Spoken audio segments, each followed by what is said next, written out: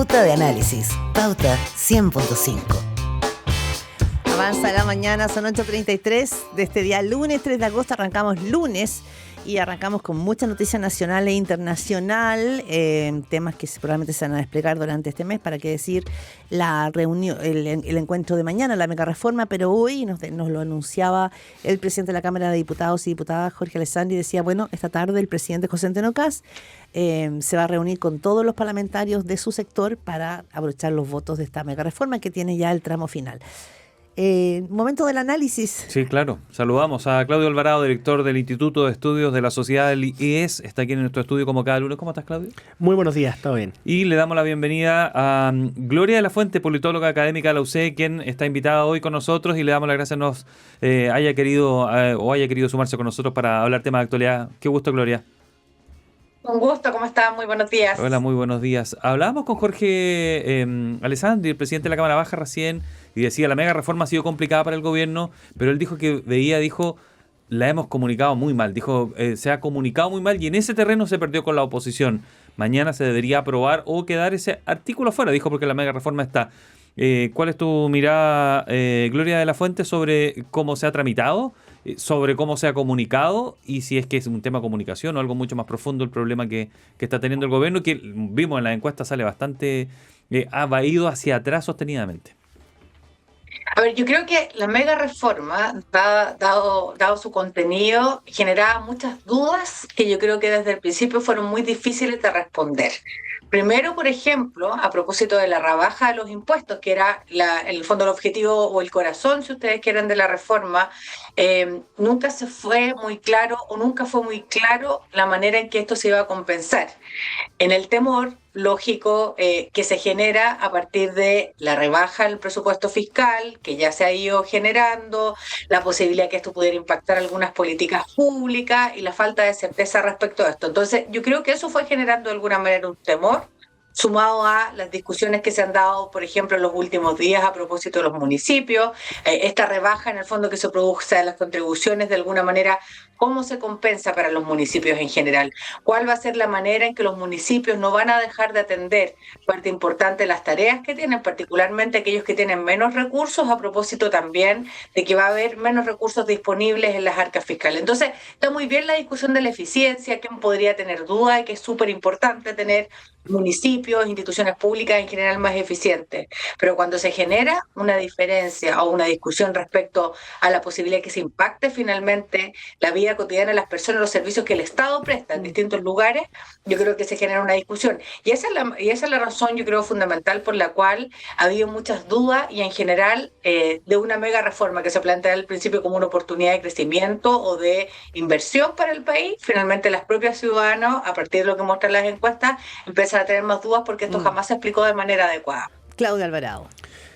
A ver, yo distinguiría dos dimensiones de la mega reforma. Por un lado, y de la perspectiva, digamos, que pregunta Gerardo, ¿cierto? Esto es por qué no ha logrado impactar en la percepción ciudadana de un modo positivo. Yo distinguiría dos cosas. Decía, por un lado, a mí me parece que el contenido mismo de la mega reforma ya en sí era difícil de transmitir, considerando que tiene muchos componentes técnicos y que además sus frutos no se van a percibir en el corto plazo. Entonces yo creo que eso era una primera, no necesariamente una barrera o un obstáculo insalvable, pero sí una primera dificultad que había que sortear. Y entonces la salida para eso, si es que existía, era algo que dijo muy tempranamente Sebastián Edwards, cuando recién partió la discusión parlamentaria de la mega reforma. Me parece, si no falla, que comentamos esa columna acá en su minuto. Y lo que decía Sebastián Edwards es el desafío, desde el punto de vista de la percepción política de la mega reforma, es linkearla con prioridades que a la gente le interesan, que son básicamente que haya más crecimiento y que haya empleo.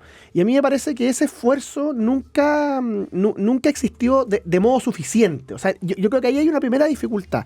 Pero luego, mi impresión es que la principal razón por la cual la mega reforma no ha logrado impactar en el ánimo ciudadano es porque en materias económicas, a ojos de la ciudadanía, ¿cierto?, que espera respuestas de manera cada vez más inmediata, a ojos de la ciudadanía en materia económica, nunca se ha logrado superar completamente en el ánimo, en la expectativa, en la sensación de lo que viene, el balde de agua fría que significaron los efectos del llamado benzinazo.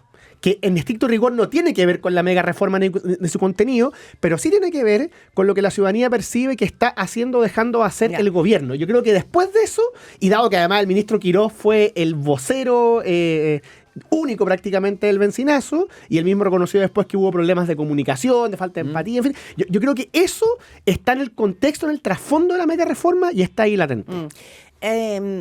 La semana pasada, creo que fue el jueves, Roberto Méndez, que de opinión pública sabe mucho, en una entrevista Tiene que ver con eso mismo, con el pesimismo. Es que yo creo que quiero rescatar. Yo lo hablaba con Felipe Bianchi hace 2 semanas, que me parecía que uno no puede desligar, uno no puede creer que las cifras económicas o que la academia o la economía funciona solamente con una voluntad. Hay emociones que rondan y que incluso influyen en las proyecciones. Entonces, este pesimismo que hemos visto y que Roberto Méndez decía que es el pesimismo más grande que él ha visto, incluyendo la pandemia y el estallido social, ¿cuánto puede condicionar al gobierno? Es decir, la encuesta Pulso Ciudadano mostró que Kast cayó un 25,6% de aprobación y que el desempleo se consolida como segundo problema del país. Y para qué decir de seguridad, o sea, también seguridad sigue como promesa, sigue al debe. ¿Cómo ven ustedes el pesimismo y cómo puede impactar? Porque para un gobierno que un presidente te dice todo va a estar bien, pero que lo que está pesando es un pesimismo ambiente, ¿cómo se concilia o cómo el gobierno recupera una cierta ilusión para las inversiones, para todo lo que viene? O sea, yo creo que, a ver, para ser justo, además Roberto Méndez hace un análisis que fue muy citado durante el fin de semana más. Sí, en todas las encuestas. Sí, Roberto Méndez, además profesor de la Escuela de Gobierno de la Universidad Católica también, un colega en la universidad. Yo creo que pasa lo siguiente. Uno, mirando el contexto más general, para ser justo, en general los gobiernos tienden rápidamente en cualquier parte del mundo a descapitalizarse muy rápido.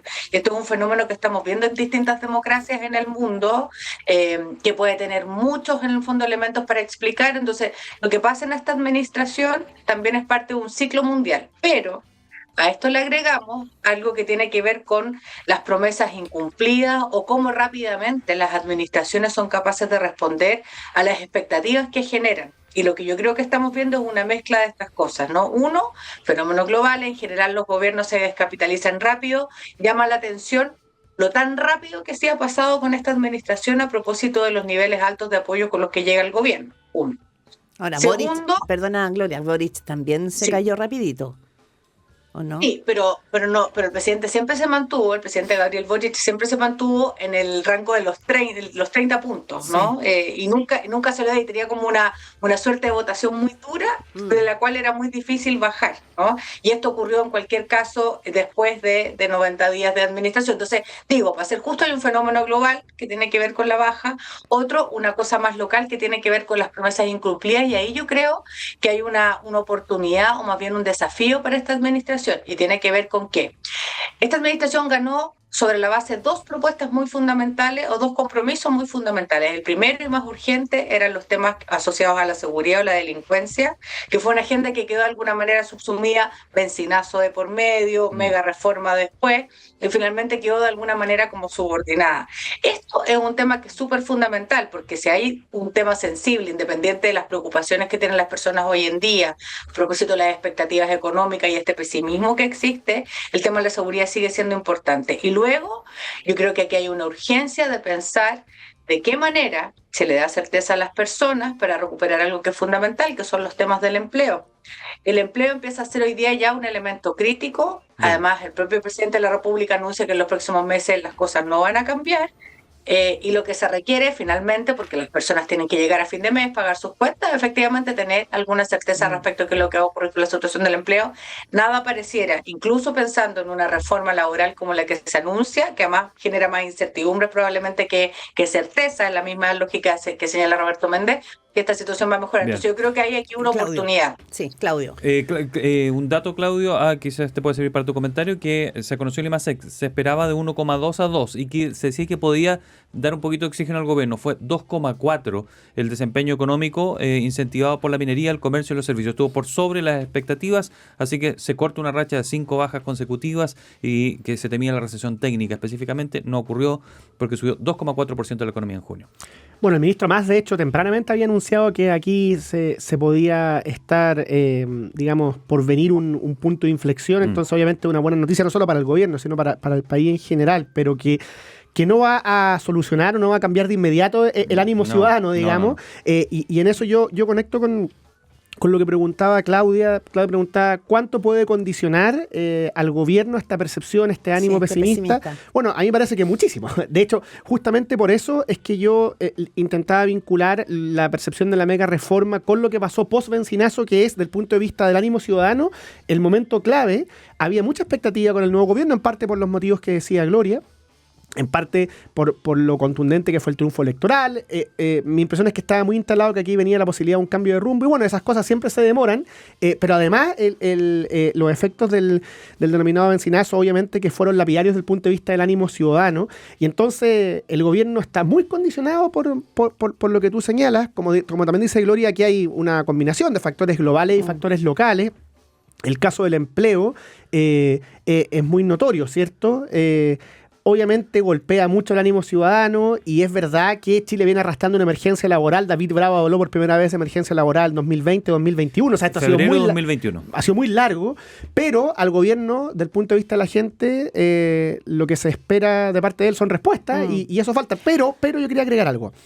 Que al mismo tiempo que todo eso ocurre, o sea, que todo eso es verdad y condiciona al gobierno, hay, me parece, algunos indicios de lo que el gobierno puede hacer, si no para intentar revertir completamente la situación, al menos para aminorarla. Y esos indicios a mí me parece que están en los pocos ministros que, según un estudio que Criteria liberó ayer, los pocos ministros que están en el cuadrante alto conocimiento y alta valoración ciudadana. Y esos ministros son Iván Poduje y Martín Arrau. Y es muy interesante que está ahí Martín Arrau, porque todos sabemos que una de las dificultades que tuvo el gobierno al asumir fue justamente todo lo que ocurrió con seguridad. Y pese a que Martín Arrau lleva pocos meses en el cargo, está en ese cuadrante. ¿Y qué es lo que me parece que tienen en común Iván Poduje y Martín Arrau, más allá de las críticas o matices que uno tenga al estilo de uno u otro? Bueno, que transmiten sentido de urgencia. O sea, ellos son consistentes con la promesa que hablaba Gloria, digamos. Yo creo que el gobierno ahí tiene una clave, y lo que tiene que lograr hacer es, en materia laboral, por poner el ejemplo que estábamos comentando,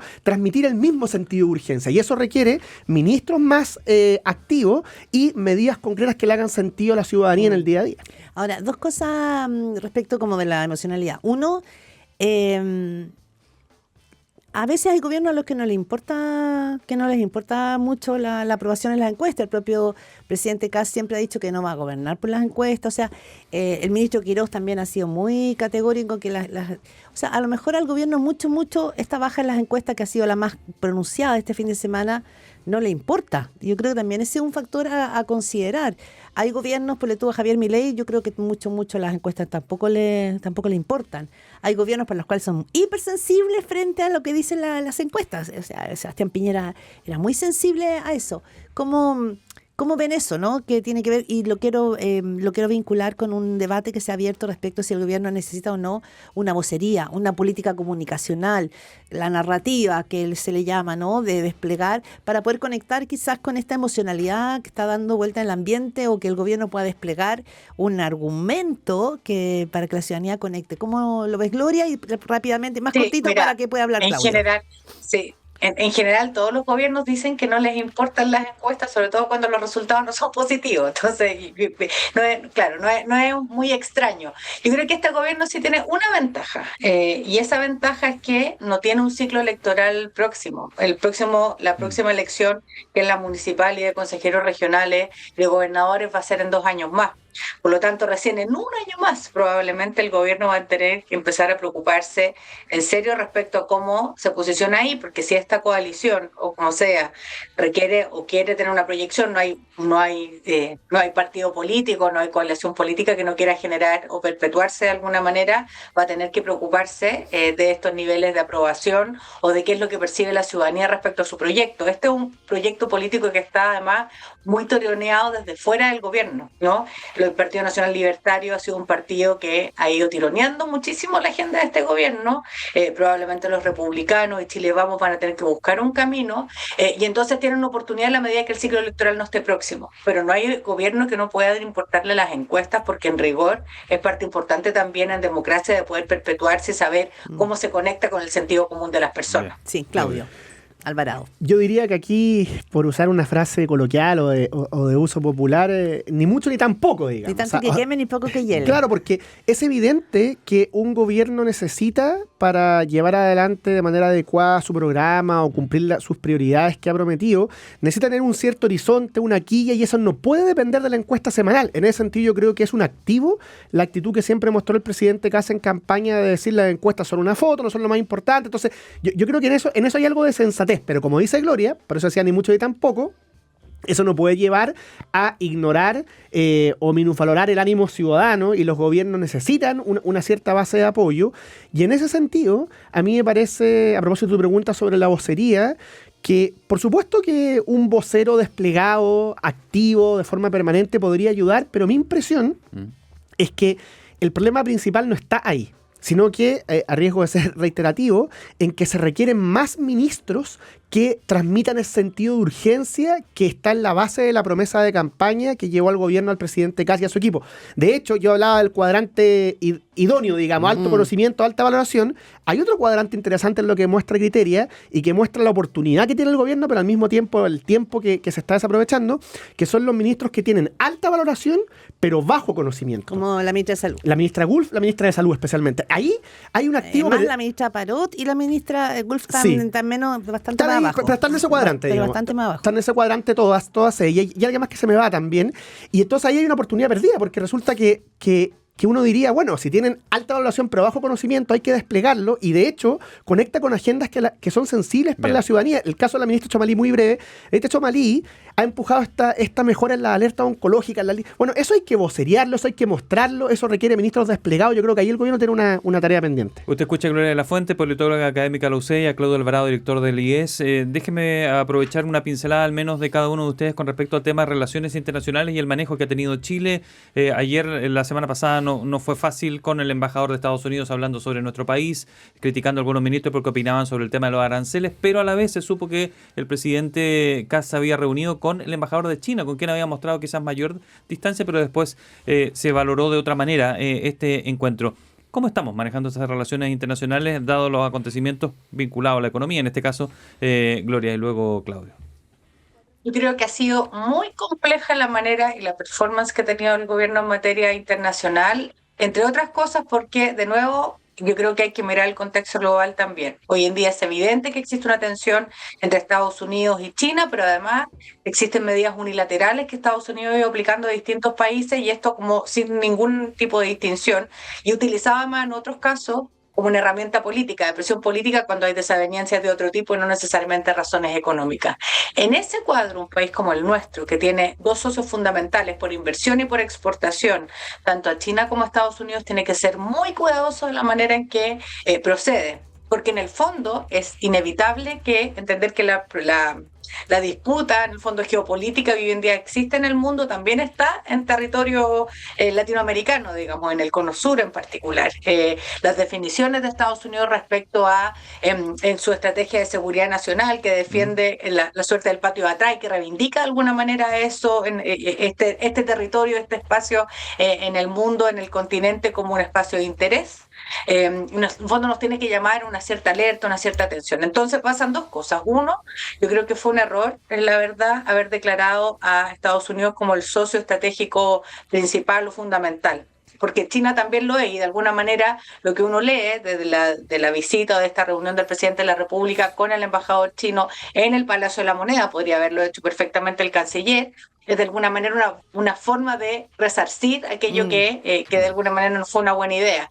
Entonces, me parece que ha sido complejo, creo que tenemos un desafío como país, que tenemos que enfrentar claramente. La autonomía estratégica para un país como el nuestro, que es tan, además de una economía tan abierta y dependiente, tiene que seguir por la vía de la diversificación. Claudio Alvarado. Sí, efectivamente, se requiere diversificación, se requiere pragmatismo, tal como dice Gloria, la reunión del presidente con el embajador a fines de la semana pasada no parece fortuita, pero yo aquí veo, pese a los enormes desafíos que hay al respecto, varios lo denuncia Gloria, yo aquí veo que evidentemente hay un avance, si uno piensa la historia un poco más larga, digamos. O sea, el gobierno del presidente Boric cuando asumió tuvo muchísimos problemas en relaciones exteriores, de hecho tuvo que salir la entonces canciller, después ya me parece que se recuperó parte de la tradición, aunque siguieron los problemas, pero se recuperó parte importante de la tradición en materia de relaciones exteriores con lo que fue la llegada del ministro Van Claveren.